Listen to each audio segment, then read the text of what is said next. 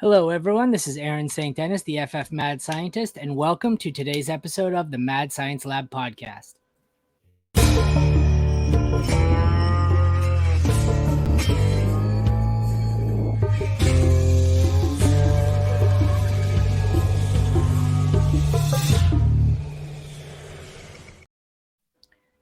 We will be continuing on with the My Thoughts on My Team series, and here to join me today, breaking down the Los Angeles Chargers, is Dario Offstein. Dario, thanks for joining me. It's a pleasure to have you. Thanks for having me. Yeah, it's great to finally. I mean, it's funny because I feel like we've only ever interacted through like the chat on a player profiler live stream or occasional tweets. So it's great to see your face and be on the show with you. And I think that you might have the coolest nickname in the entire fantasy industry. So I need to come up with something that rolls off the tongue as well as the mad scientist. So you get me face to face, and I'm ready right after to go to baseball. So you log in, and you're like, "Oh, this guy." It says porn stars. It's a baseball team. Not anything crazy. Don't read into it. But yeah, the FF Mad Scientist. A guy in my work league. I'm known for these crazy trades and waiver thing, just flow sheets and really insane out there research. And the one day I made a trade, and the guy said, "Mad Scientist strikes again." And then I was trying to get into this full time, and I was having no luck in those little YouTube chats. Nobody, go on FFT, they don't answer your questions. So one day I just said, screw it, I'm going to go by the Mad Scientist and create a football account. And suddenly people started replying, and that's how the Mad Scientist was born. Didn't think it would ever matter because I didn't think I would ever get, people to follow me. And then about a year in, I realized that there is a Mad Scientist FF. Not to be confused with the FF Mad Scientist. So it's a bit of a pain. oh, that's funny. I was not aware of the other one. Yeah, he's bigger than me too. He's got a quite a big following. I was in a podcast one day, and they kept calling me by his first name, and I said, "Oh no, you got me confused. Wrong guy." So just so you know. But, all right. Well, thank you for joining me.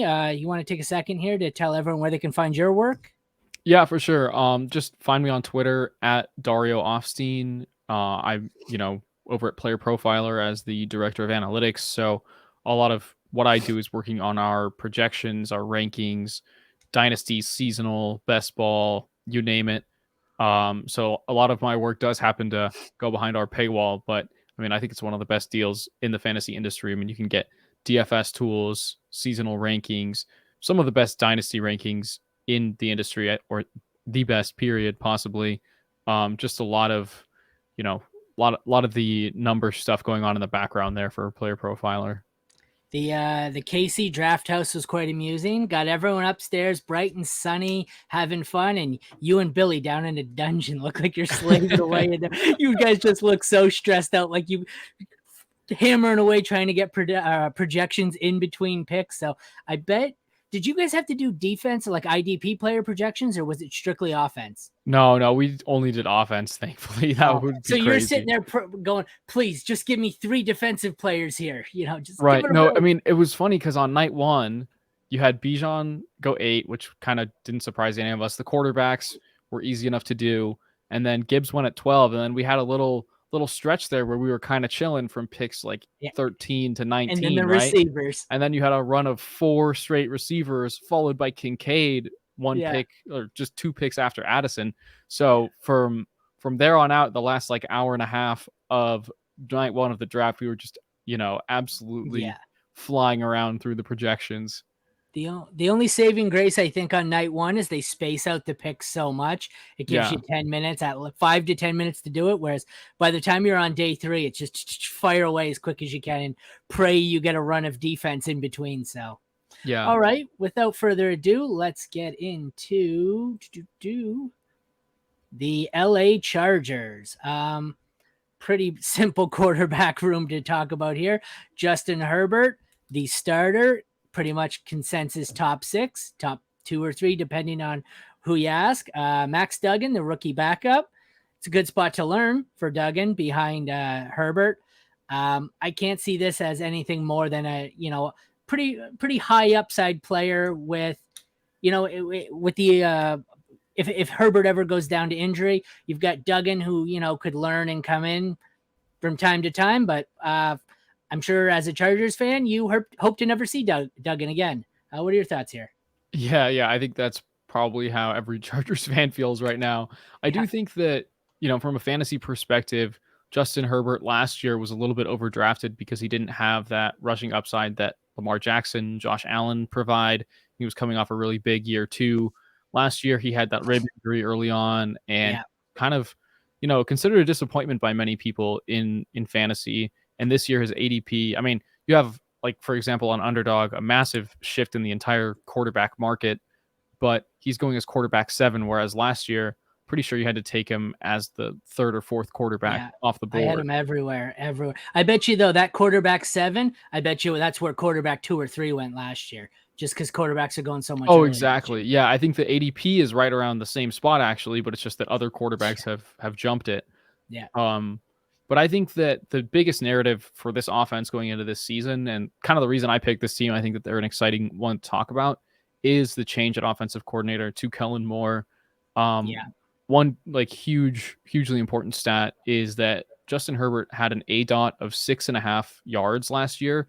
That was 32nd among quarterbacks in the NFL, which is just a total misuse of a guy with the cannon that Justin Herbert has. Some of the throws that he's made to save games for the Chargers have been completely unreal.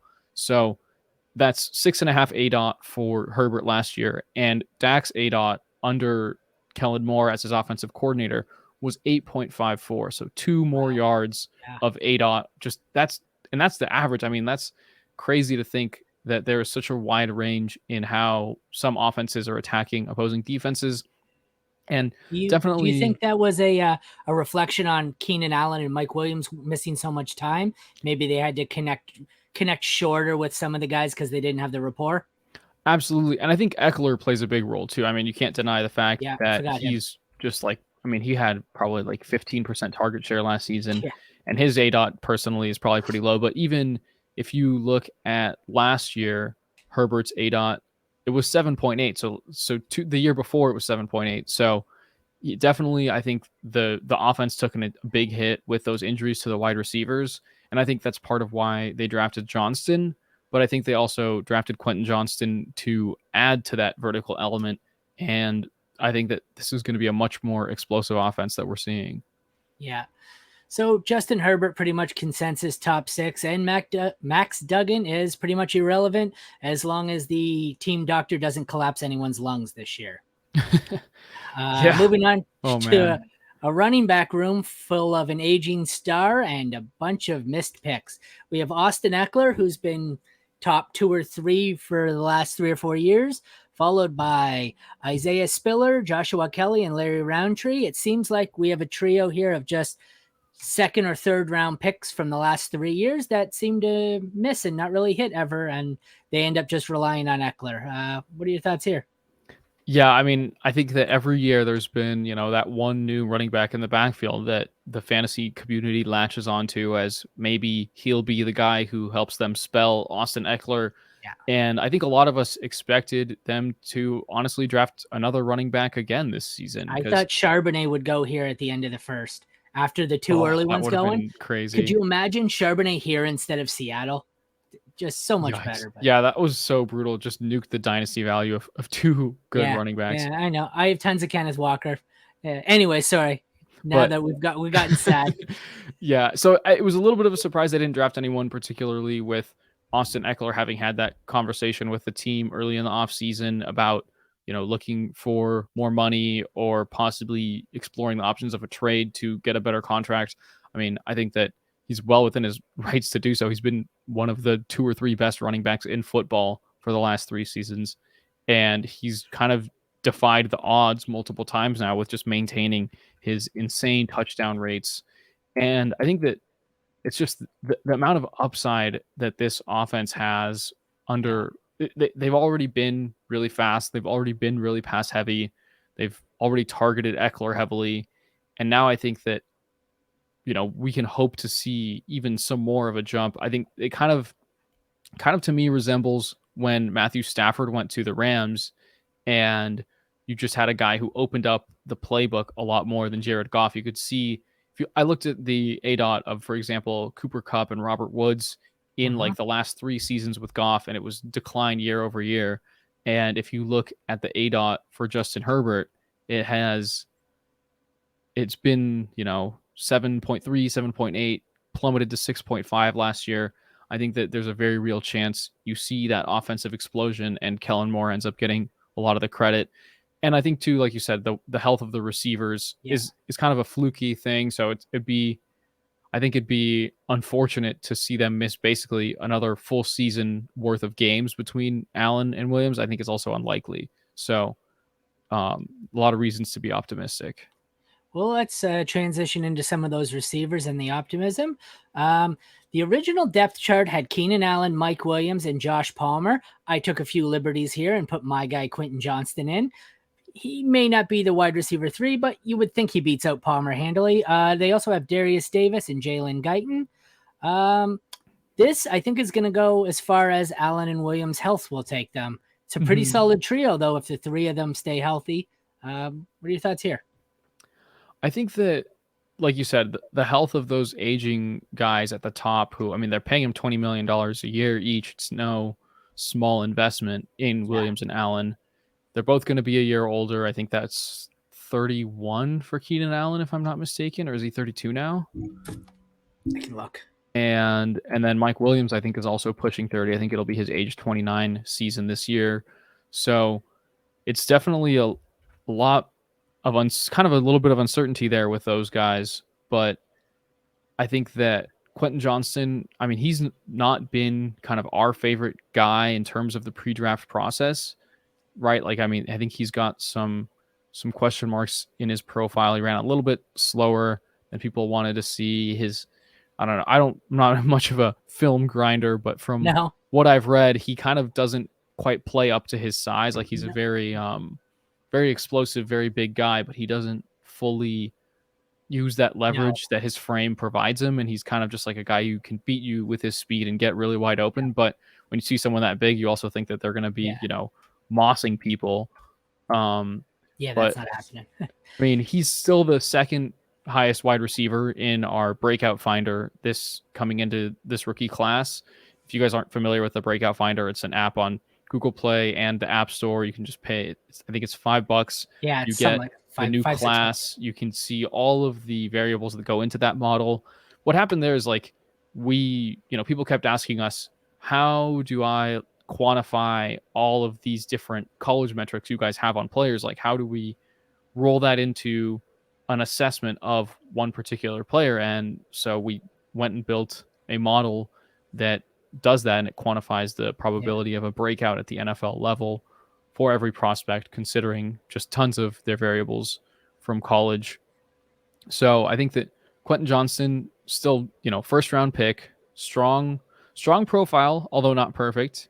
yeah, I think that his biggest benefit, fantasy wise and dynasty wise, is going to be being attached to Justin Herbert for at least the entirety of his rookie contract, hopefully beyond that. yeah. So I Could think that, be could be solo pretty soon. To answer your question earlier, Keenan Allen's 31, Mike Williams is 28. So right. Damn. Yeah. So, I mean, I think that it's going to be interesting to see how they deploy Johnston compared to Josh Palmer, because I think that Palmer has kind of been. I mean, Keenan Allen's the slot receiver. Mike Williams is an X. And then Josh Palmer kind of had to fill in a lot as the slot guy with Keenan Allen hurt last year. The injuries last year were crazy for this team. But I think that seeing whether Johnston will take snaps and targets away from Mike Williams, or if all yeah, three of those guys will be able to thrive in this offense and how many routes they're all running, is going to be a very interesting thing to see. I mean, you do have to wonder whether part of the logic behind drafting Johnston was so that you wouldn't need to count on Allen and Williams to yeah. run 95% of routes anymore.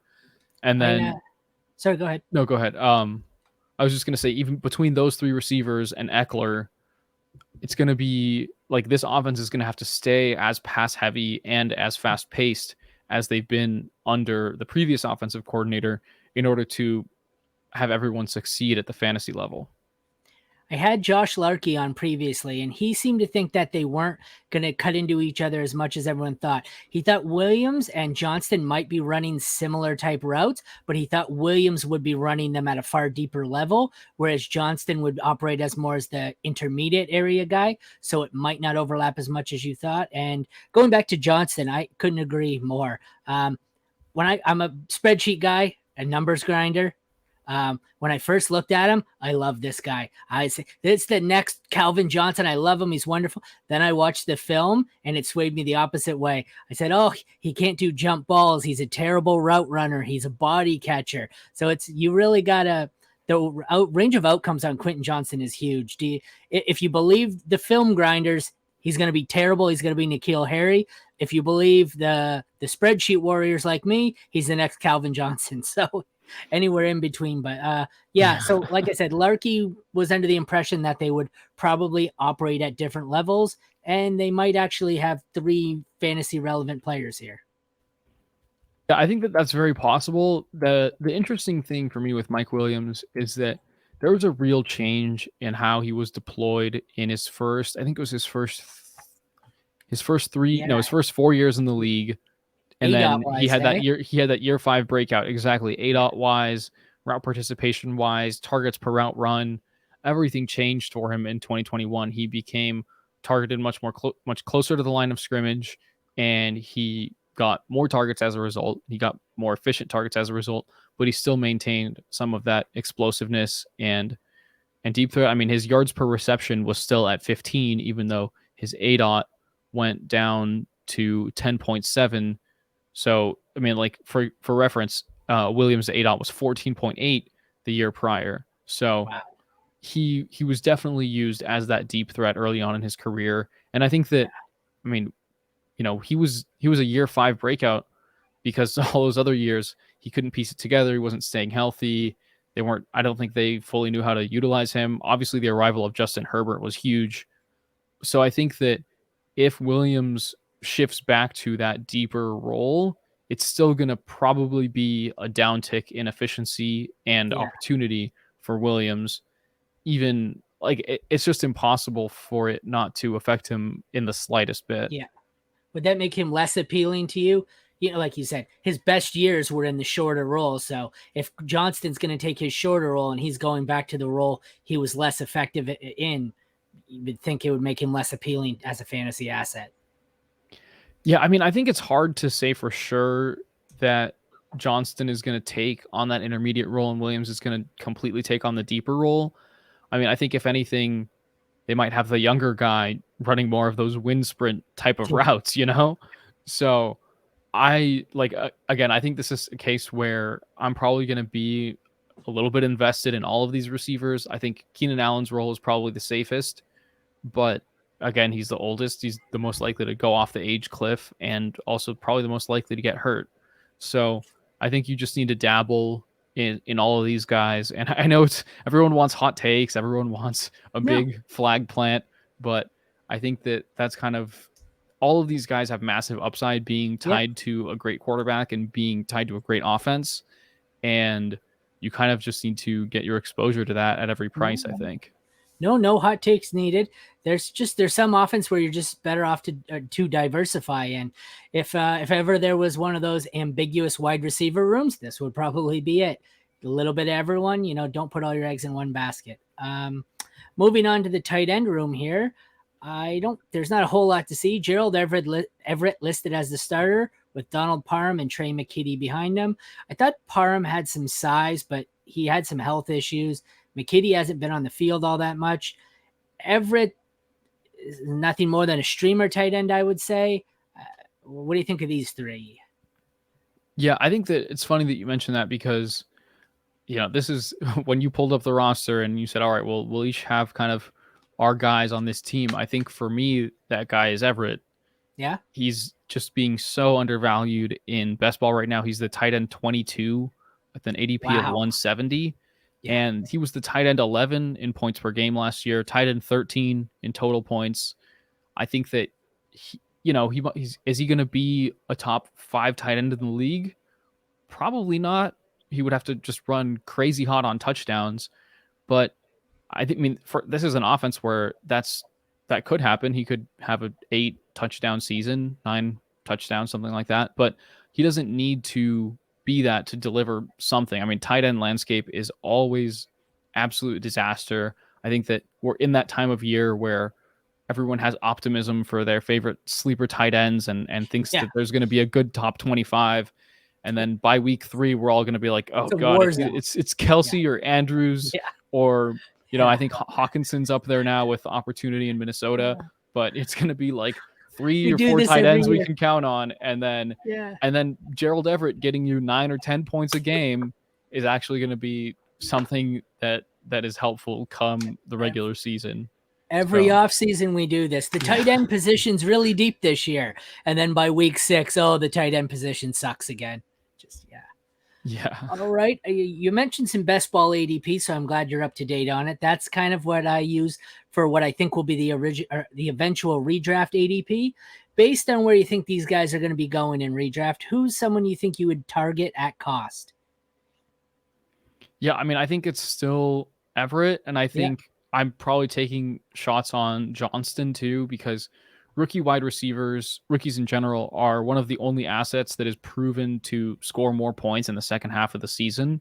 It's kind of hard to predict where fantasy points are going to come from in terms of a timeline, but with rookie wide receivers, they're always a pretty good bet to produce more points in those last 8-6 weeks of the season, which are the weeks that matter the most in a redraft league where you're trying to win a championship. I mean, I remember having AJ Brown on one of my teams his rookie year, and he just went completely nuclear down the stretch in a couple games and was a huge contributor. So Johnston right now with his best ball ADP of wide receiver 43, while Williams and Allen are both in the 20s, low 20s at that, wide receiver 21 for Mike Williams and 25 for Keenan Allen. I think that you definitely, I would encourage people to take those dart throws on Quentin Johnston. And, if you're in a redraft league and he's getting you 0 to 5 points for each of the first 3 weeks, don't drop him. Just whatever you do. Is there anyone who's a little too pricey who you think you're going to be avoiding? I mean, I think that, Austin Eckler and his ADP basically mean you're going to have to be drafting him in the first round. Yeah. So I think that he'll probably just by that effect be somewhat low exposure for me, but I don't think I would say I'm fading him. I don't think I'm fading anyone in particular in this offense. All right. The final question is a 2-parter. Where do you think they finish in the division? And last year they had 10 wins, over, under, or the same for wins. Ooh, okay. So their division, I don't think they can surpass the Chiefs. I know they were the trendy pick to do that last year. Yeah. I think Sean Payton's going to help, but I don't think the Broncos are going to catch the Chargers. I think they're going to finish second again. And I mean, I don't think the Raiders are even worth mentioning in terms of where they're all going to finish. I'm sure the Chargers will lose one of their 2 games with the Raiders just because it happens every year inexplicably. But I think the Chargers will be able to stay ahead of them in the standings. And I think that, I would pick them to finish second again, but I do think they go over that 10-win total from last year. I could see them being an 11-6 or 12-5 wild card team just because I think they're going to have a little bit better injury luck. I think they're going to be more explosive as an offense. And I think offense is what wins football games. I mean, us spreadsheet nerds know this. So I think that, I guess my record prediction right now for the Chargers would be probably, I would set the line at 11.5 and have them finishing second. All right, perfect. You want to take one more chance to tell everyone where they can find your work? For sure, yeah. Just you can find me on Twitter at Dario Offstein, and you can find all of our rankings at Player Profiler. We have, I think, the sickest player pages out there. So if you guys aren't familiar with us already, all those stats that you see there, that's also some of my work. But yeah, I wouldn't know. I can't get into them. My work account, when I log in, it's under my membership before I worked here was under a different email than my current FF Mad Scientist. And apparently it's caused some glitch in the matrix. And now when I log in to do research for articles, it won't let me do anything, and it thinks I'm not subscribed. So I have some form of glitch in the matrix, and my account won't work. But I trust. I know it was good. It was good rankings when I could access them. I just can't access them anymore. Yeah, definitely got to reach out to our tech support team with something like that. I hope that they can get that straightened out. Yeah, I asked Seth once. I wrote an article, and I forget what he messaged me back saying, "Hey, you could have used our rankings for this," and I said, "No, I can't. I can't get in." So I don't know. It'll get sorted out eventually. But well, thanks for joining me, Dario. It was a pleasure. Yeah, thank you for having me. Pleasure is all mine.